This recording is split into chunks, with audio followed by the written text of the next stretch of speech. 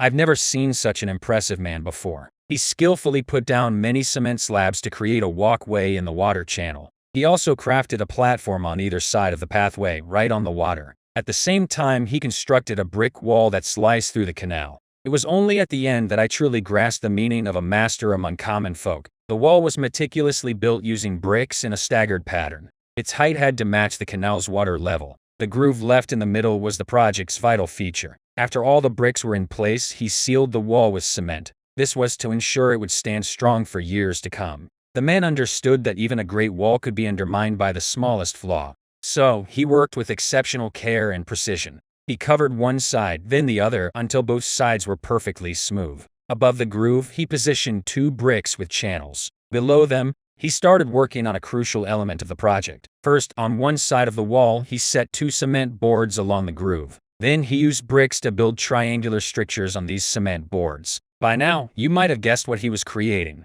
After finishing the brickwork, he sealed it with cement to unite it with the cement boards. And so he fashioned a long spillway. While waiting for the cement to solidify, he began work on a critical component. This component would determine the project's success. First, he marked a circle on the ground and divided it into 8 equal segments. He used one of these segments as a template to shape a piece of wood. Then, he used that template to cut 8 identical pieces of sheet metal. He arranged these 8 pieces according to the lines he had drawn, to form a complete circular shape. He then welded them together at their connecting points. After welding, he drilled a hole in the center and inserted a piece of metal. He secured it by welding 4 square tubes in a cross shape. Once the welding was complete, he covered the top with another circular piece of metal. By now, you might have a clue about what he was crafting. To ensure its structural integrity, he welded a circular metal bar around the outer edge. Then, he inserted a sealed metal pipe into the center of the circle. He used 4 square tubes to vertically cross-connect the metal pipe.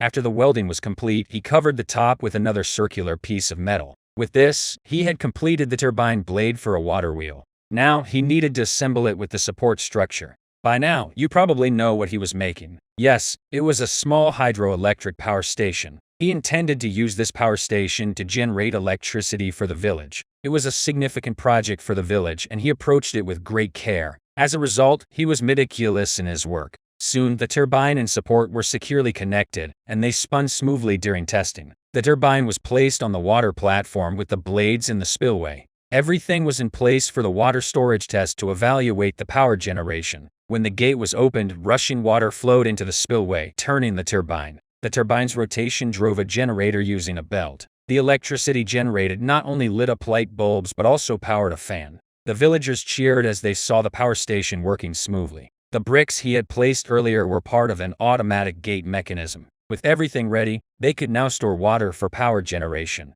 When the gate was opened, you could see the rushing water filling the spillway, propelling the turbine. The turbine's rotation drove the generator via a belt. The electricity generated not only lit up the light bulbs but also operated a fan. The villagers were overjoyed to see the power station operating successfully.